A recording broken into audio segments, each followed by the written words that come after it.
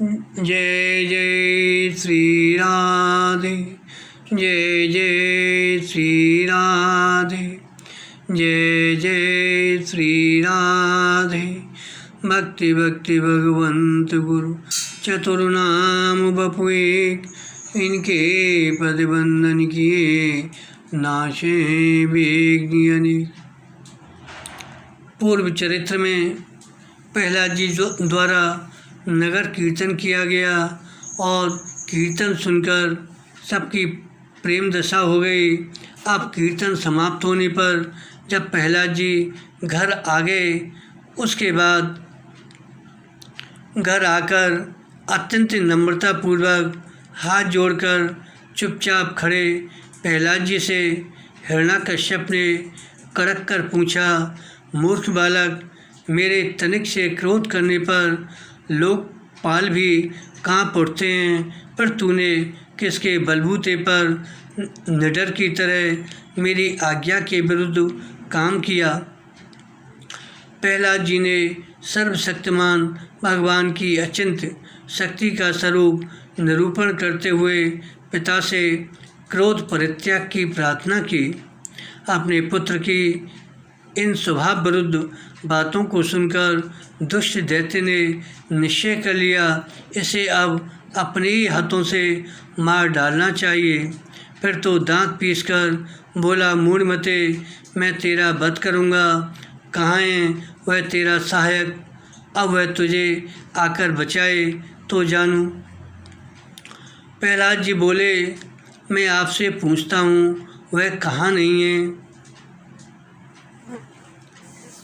तो हर व्यापक सर्वत्र समाना, वह तो जैसे हम में हैं वैसे ही आप में भी वर्तमान है, वैसे ही आपकी इस तलवार में तथा सर्वत्र व्याप्त है।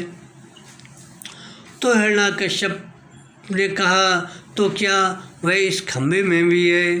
प्रहलाद जी बोले, हाँ, इस खंभे में भी है। इतना सुनते ही वह दुष्ट हाथ में तलवार लेकर सिंहासन से कूद पड़ा और बड़े जोर से उस खंभे में घूंसा मारा। भक्त के वचन को पूर्ण करने के लिए भक्त वत्सल भगवान खंभे से ही प्रकट हो गए। प्रियादास जी कहते हैं कि भगवान ने चारों युगों में भक्तों के वचन को सत्य किया है। भक्त के वचन को रखने के लिए भगवान प्रहलाद की उंगली के इशारे पर नाचे। प्रहलाद जी ने उंगली के संकेत से कहा था कि भगवान हम में हैं, तुम में हैं, खंग में हैं और खंभे में हैं, अर्थात सब में हैं। तो भगवान भी जहाँ जहाँ भक्त की उंगली जाती वहीं वहीं से प्रकट होने के लिए तैयार हो जाते। हिरण्याकश्यप ने ब्रह्मा जी से ऐसा वरदान मांग लिया था कि मृत्यु के लिए किंचित अवकाश ही नहीं रह गया, परंतु परम प्रवीण प्रभु ने मार्ग निकाल ही लिया। उसने कहा मांगा था, न जमीन पर मरूं न आकाश में, तो भगवान ने अपनी जांघों पर गिरा लिया। उसने मांगा था, न दिन में मरूं न रात में, भगवान ने संध्या समय में मारा। उसने मांगा था, न मनुष्य से मरूं न पशु से, भगवान ने नृसिंह रूप धारण कर मारा।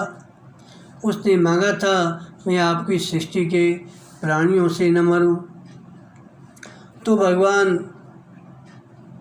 आप प्रकट भय, विधि न बनाए। उसने मांगा था, इसलिए भगवान स्वयं प्रकट हुए, ये ब्रह्मा के बनाए हुए नहीं हैं। उसने मांगा था, न मैं सूखे अस्त्रों से मरूं न गीले से, तो भगवान ने अपने नखों से विदीर्ण कर डाला। नख न सूखे ही कहते बनते हैं क्योंकि बढ़ते हैं, न गीले ही कहते बनते हैं क्योंकि काटने में कष्ट नहीं होता। उसने मांगा था, मैं 12 महीनों में न मरूं, तो भगवान ने उसे पुरुषोत्तम मास में मारा। भगवान ने उसके सभी वरदान सुरक्षित रखते हुए उसे मारा और अपनी बात के समर्थन में उसी से हम ही भरवा कर मारा। उससे पूछे, देखो तुम्हारी कोई शर्त अधूरी तो नहीं रह गई? उसने कहा, नहीं। भगवान ने कहा, अब मार डालूं तो कोई हर्ज तो नहीं है? उसने मौन सम्मति लक्षणम, मौन से ही स्वीकृति दे दी। फिर भगवान ने हिरण्याकश्यप को मार डाला, उसके पेट को फाड़कर उसकी आंतें अपने गले में डाल लीं। फिर भी आपका क्रोध शांत नहीं हुआ। पता नहीं अब और कौन सा कार्य करने का विचार है। इसके पश्चात श्री नृसिंह भगवान हिरण्याकश्यप की राजसभा में ऊंचे सिंहासन पर जाकर विराजमान हो गए। सिंहासन पर बैठकर भगवान ने आसुरी संपदा का शोधन किया। इस पर बैठकर हिरण्याकश्यप ने न जाने कौन कौन से अत्याचार किए थे, तो भला इसकी शुद्धि किए बिना इस पर कैसे अपने भक्तों को बैठाते। अतः प्रथम स्वयं बैठकर उसकी शुद्धि कर दी। पुनः भक्ति तो प्रभु प्रसाद पटभूषण धरहीं, अतः बैठकर उसे प्रसाद बना दिया। अब यद्यपि दुष्ट मर गया, परंतु प्रभु का क्रोध अभी भी शांत नहीं हुआ। बात यह है, बड़ों को प्रथम तो क्रोध होता नहीं, और जब होता भी है तो उनके स्वरूपानुरूप क्रोध भी बहुत होता है, वह जल्दी शांत नहीं होता।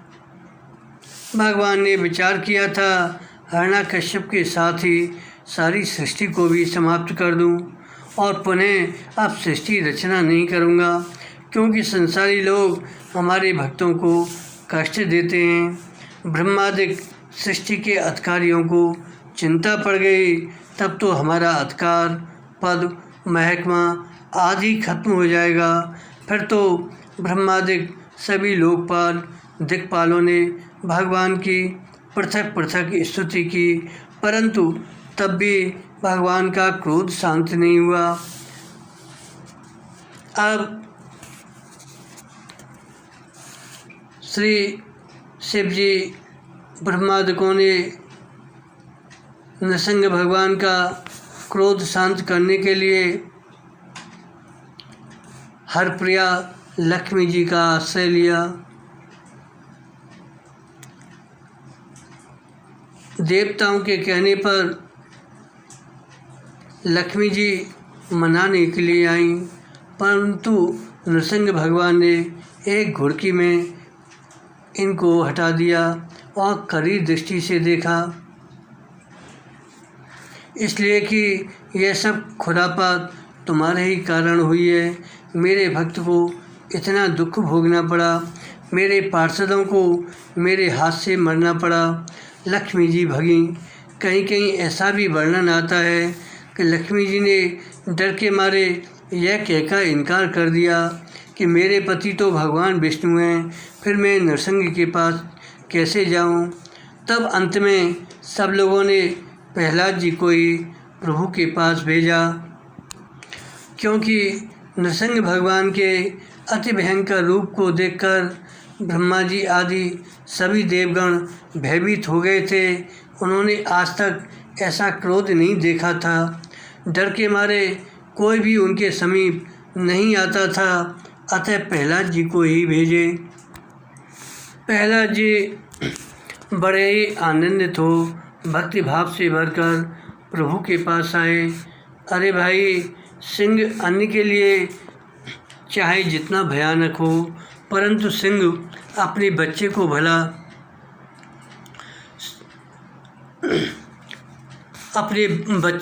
उसके बच्चे को सिंह से भय नहीं लगता। यही कारण है जहाँ ब्रह्मा शिव लक्ष्मी तक को भय है, वहाँ बालक प्रहलाद अति निर्भय है। श्री राम नाम लेने पर पिता हिरण्यकश्यप ने खींचकर इन्हें गोद से फेंक दिया था, तो कृपा करके जगत के पिता ने अपनी गोद में उठाकर सम्मान किया। जैसे पिता अपने लाडले बेटा को देखते ही गोद में ले लेता है, इसी तरह भगवान ने प्रहलाद जी का सम्मान किया। प्राकृतिक गोद छूटी तो अप्राकृतिक गोद मिली। भगवान ने बड़ा प्यार किया प्रहलाद जी को। प्रहलाद जी भी अबोध बालक की तरह श्री नृसिंह भगवान की दाढ़ी मूछ पकड़ लेते, उनको खींचते, मुंह खोलकर दाढ़ें गिनने लगते, गले में हाथ डालकर झूल जाते, ऐसी विविध बाल लीला करते। भगवान ने पूछा, प्रहलाद तुझे डर नहीं लगता? प्रहलाद जी ने कहा, प्रभु आपके इस भयानक मुख, लपलपाती हुई जिह्वा, सूर्य के समान तेजस्वी नेत्र, चढ़ी हुई भौहें, पैनी दाढ़ों, आंतों की माला, खून से लथपथ गर्दन के बालों, बर्छे की तरह सीधे खड़े कानों और दिग्गजों को भी भयभीत करने वाले सिंहनाद एवं शत्रुओं को विदीर्ण करने वाले आपके इन नखों को देखकर मुझे तो तनिक भी भय नहीं हो रहा है।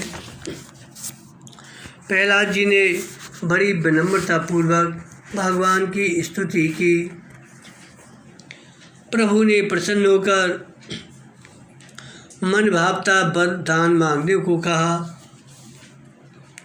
परंतु प्रहलाद जी ने बालक होने पर भी वर याचना को प्रेम भक्ति में विघ्न समझकर भगवान से कहा, प्रभु जो सेवक अपनी कामनाओं को पूर्ण करने के लिए आपकी सेवा करता है वह सेवक नहीं है, वह तो लेन देन करने वाला बनिया है। मैं आपका निष्काम सेवक हूँ, आप मेरे निरपेक्ष स्वामी हैं, फिर भला क्या लेना और क्या देना। जब भगवान ने प्रहलाद जी से मांगने का बहुत आग्रह किया तो वे बोले, मेरे वरदान शिरोमणि स्वामी, यदि आप मुझे मुँह मांगा वर देना ही चाहते हैं तो यह वर दीजिए कि मेरे हृदय में कभी किसी कामना का बीज अंकुरित ही न हो। मेरे नाथ, आपसे मैं एक वर और मांगता हूँ। आपके स्वरूप को बिना जाने मेरे पिताजी ने आपसे एवं आपका भक्त होने से मुझसे भी द्रोह किया। मैं आपसे प्रार्थना करता हूँ वे इस भगवत अपराध से मुक्त हो जाएं। श्री नृसिंह भगवान ने कहा, निष्पाप प्रहलाद, जिस कुल में तुम्हारे जैसा महाभागवत पुत्र उत्पन्न होगा उसकी तो 21 पीढ़ियाँ तर जाती हैं, फिर पिता के तरने की तो बात ही क्या है। प्रहलाद, तुम तो मेरे सभी भक्तों के आदर्श हो। तदंतर भगवान ने प्रहलाद जी की इच्छा न होने पर भी एक मनमंतर पर्यंत पिता के पद पर प्रतिष्ठित होकर मुनियों की आज्ञा के अनुसार दैत्यों का शासन करने का अनुरोध किया। जगत के जीवों पर दया करके श्री प्रहलाद जी ने भगवान से प्रार्थना की, प्रभु आपकी माया अत्यंत प्रबल है, साधारण पुरुषों की कौन कहे। बड़े बड़े ज्ञानियों के ज्ञान का नाश कर मोह में डाल देती है। अतः आप कृपा करके इस माया का सर्वथा नाश कर दीजिए। श्री भगवान ने कहा, माया नाश करने पर तो कुछ रह ही नहीं जाएगा, सृष्टि ही समाप्त हो जाएगी। प्रपंच तो माया से ही हो रहा है, अतः ऐसा नहीं हो सकता। हाँ, जो तुम्हारा स्मरण करेगा उसे हमारी माया नहीं व्यापेगी। श्री प्रहलाद जी ने करुणा परवश हो भगवान से प्रार्थना की, प्रभु संसार के समस्त जीवों को आप अपने वैकुंठ लोक में बास दें। भगवान ने हंसकर कहा, प्रहलाद, सब लोग वैकुंठ जाना नहीं चाहते तो फिर मैं कैसे ले जाऊं।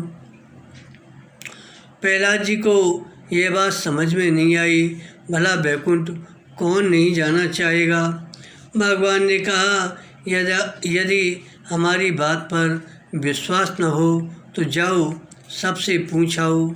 तब ये जब सर्वप्रथम अपने ही कुल के बड़े बूढ़ों से पूछने गए तो वे लोग इन्हीं को डांटने लगे कि पिता को तो मरवा कर बैकुंठ ले ही गया, हम लोगों का भी सत्यानाश करवाना चाहता है, हम नहीं जाएंगे बैकुंठ। जिससे भी पूछते वही लगभग यही उत्तर देता।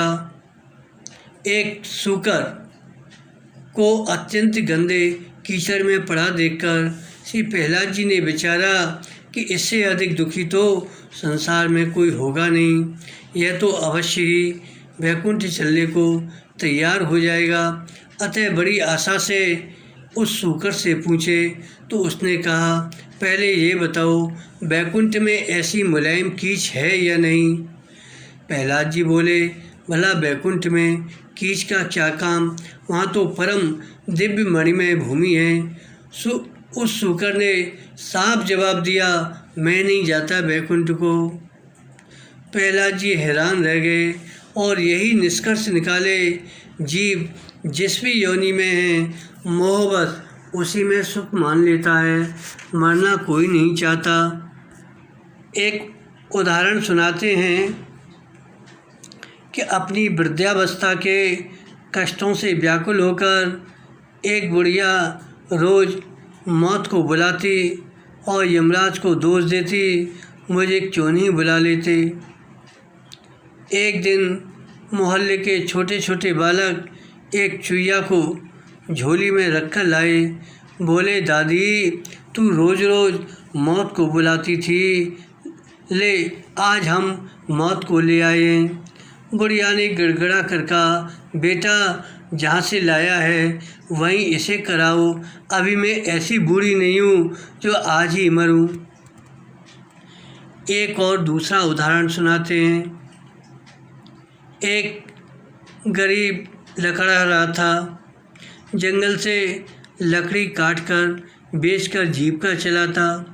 एक दिन बड़े परिश्रम से लकड़ियाँ एकत्र कर भारी बंडल बांधा, उठाने लगा तो बोझ भारी होने से उठता नहीं था। लोभ बस लकड़ी निकालता नहीं था। भूख प्यास अलग सता रही थी। थका मादा लकड़हारा ऐसे जीवन से मरना ही अच्छा समझकर उसने अत्यंत अधीन होकर मृत्यु देवता को पुकारा। अब तो उसके पुकारते ही मृत्यु देवता आ गए। जब पूछे कि भाई किस लिए बुलाया है तो उसने हाथ जोड़कर कहा कि आज कृपा करके यह मेरे लकड़ी का गट्ठर मेरे सिर पर उठा दीजिए। यह है प्राणियों के जीने की इच्छा।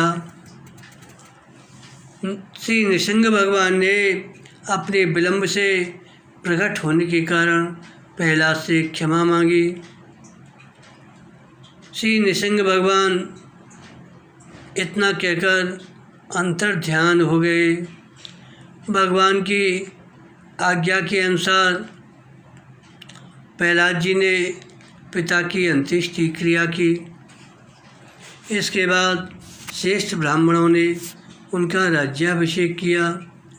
प्रहलाद जी ने अपने शासनकाल में आसुरी अनीतियों का उन्मूलन कर न्याय की प्रतिष्ठा की।